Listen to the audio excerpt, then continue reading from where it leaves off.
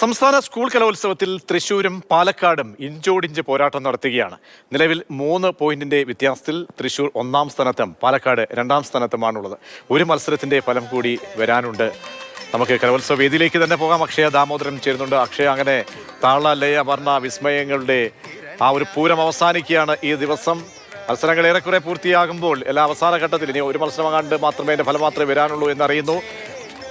മുൻപന്തിയിൽ ആരാണുള്ളത്, ആരാണ് കപ്പ് ഉയർത്തുക എന്ന ആകാംക്ഷയാണ്. വിശേഷങ്ങൾ പ്രജേഷ്, ആകാംക്ഷയാണ്, കാത്തിരിപ്പാണ്. നമ്മളിങ്ങനെ എക്സൈറ്റ് ചെയ്യിപ്പിച്ചുകൊണ്ടിരിക്കുകയാണ്. കാരണം ഓരോ നിമിഷവും വരുന്ന പോയിന്റ് നില അതിങ്ങനെ മാറി മറിയുകയാണ്. ആദ്യ 4 ദിവസവും കണ്ണൂർ തന്നെ എപ്പോഴും 1-ാം സ്ഥാനത്ത്, അതുപോലെ ഞങ്ങളാണ് അജയരെന്ന് പ്രഖ്യാപിച്ചുകൊണ്ട് കണ്ണൂർ അങ്ങനെ തുടർന്നിട്ടുണ്ടെങ്കിൽ അങ്ങനെയല്ല. ഇത് അവസാനം കാഴ്ച മൊത്തം മാറും, സീൻ മാറും എന്ന് പറഞ്ഞുകൊണ്ടാണ് തൃശ്ശൂരിൻ്റെയും പാലക്കാടിൻ്റെയും മുന്നേറ്റം നമ്മൾ 63-ാമത് സംസ്ഥാന സ്കൂൾ കലോത്സവത്തിൽ കണ്ടത്. ഇത് ഏറ്റവും ഒടുവിലത്തിലെ പോയിന്റ് നില ഞാനങ്ങ് പറയാം. പ്രജീഷ് സൂചിപ്പിച്ച പോലെ തന്നെ ഒറ്റ ഐറ്റമാണ് ഇനി ബാക്കിയുള്ളത്. ഒരേ ഒരു ഐറ്റത്തിന്റെ റിസൾട്ട്, അത് ഇംഗ്ലീഷ് സ്കിറ്റാണ്. ഇത്തവണത്തെ വിജയിയെ, കലോത്സവത്തിന്റെ സ്വർണ്ണക്കപ്പ് സ്വന്തമാക്കുന്നത് ആര് എന്നതിനെ പറ്റി നിർണ്ണയിക്കാൻ പോകുന്നത് ഇംഗ്ലീഷ് സ്കിറ്റാണ്. ആ ഐറ്റത്തിന്റെ റിസൾട്ട് മാത്രമാണ് ഇനി നമ്മൾ കാത്തിരിക്കുന്നത്. നിലവിലത്തെ പോയിന്റ് നില ഞാൻ പറയാം. തൃശൂർ ജില്ല സാംസ്കാരിക തലസ്ഥാനം 1005 പോയിന്റുമായി 1-ാം സ്ഥാനത്ത് തൃശൂർ ജില്ല. പാലക്കാടാണ്, കട്ടയ്ക്കുണ്ട് 3 പോയിന്റ് മാത്രം കുറവ്. 1002 പോയിന്റുമായി പാലക്കാട് 2-ാമതുണ്ട്. കണ്ണൂർ ജില്ല, കണ്ണൂർ നിലവിലെ ജേതാക്കളായിട്ടുള്ള കണ്ണൂര് 998 പോയിന്റ്, 1000 കടക്കാനായിട്ടില്ല കണ്ണൂരിന്. ഏറ്റവും കൂടുതൽ കപ്പെടുത്ത കോഴിക്കോടിനാകട്ടെ 995 പോയിന്റിലേക്ക് കോഴിക്കോട് എത്തി നിൽക്കുന്നു. അതേസമയം ആതിഥേയരായിട്ടുള്ള തിരുവനന്തപുരം എവിടെയെന്ന് ഞാൻ നോക്കുകയാണ്. 8-ാം സ്ഥാനത്താണുള്ളത് തിരുവനന്തപുരം, 952 പോയിന്റ്. ഏറ്റവും ഒടുവിൽ ഇടുക്കി 14-ാം സ്ഥാനത്ത് 812 പോയിന്റ്. ഇതാണ് നിലവിലത്തെ പോയിന്റ് നില.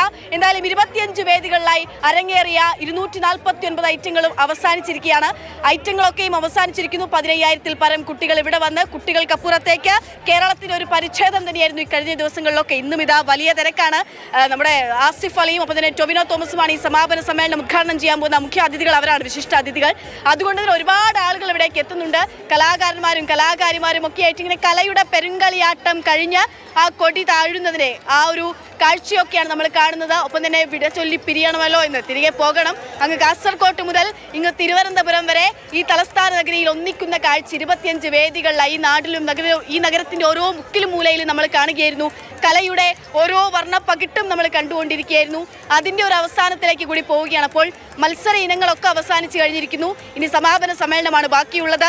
സംഘാടനത്തിലും ഒക്കെ തന്നെ ഏറെ മികവ് പുലർത്തിയ അനന്തപുരിയിലെ കലോത്സവം ആണ് ഇപ്പോൾ അവസാനിക്കാൻ പോകുന്നത്.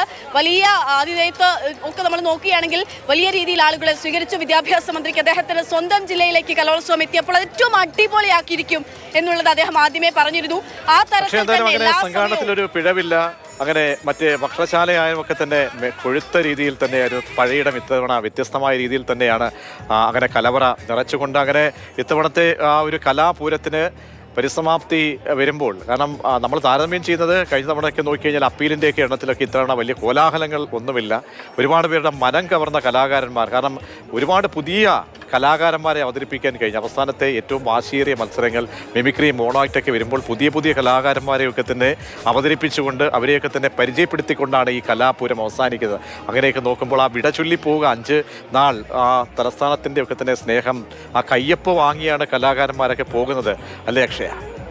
തീർച്ചയായിട്ടും പ്രതീക്ഷ, അതായത് മാധ്യമപ്രവർത്തകരെ സംബന്ധിച്ചിടത്തോളം ഞാൻ വ്യക്തിപരമായി പറഞ്ഞങ്ങ് തുടങ്ങാം. നമ്മളെ സംബന്ധിച്ചിടത്തോളം ഉൾപ്പെടെ 5 ദിവസമായി ഫുൾ ടൈം നമ്മൾ ഇവിടെ ഉണ്ട്. അപ്പോൾ നമുക്ക് വിഷമമുണ്ട്. അപ്പോൾ കുട്ടികളുടെ അവസ്ഥ ആലോചിച്ച് നോക്കൂ. മാസങ്ങളായി പരിശ്രമിച്ച് ഇവിടെ വന്ന് അവർ തിരികെ പോവുകയാണ്. +2 കഴിയുന്നവർക്കൊക്കെ കലോത്സവം, സ്കൂൾ കലോത്സവത്തിന്റെ വേദിയിൽ നിന്ന് അവർ പടിയിറങ്ങുകയാണ്.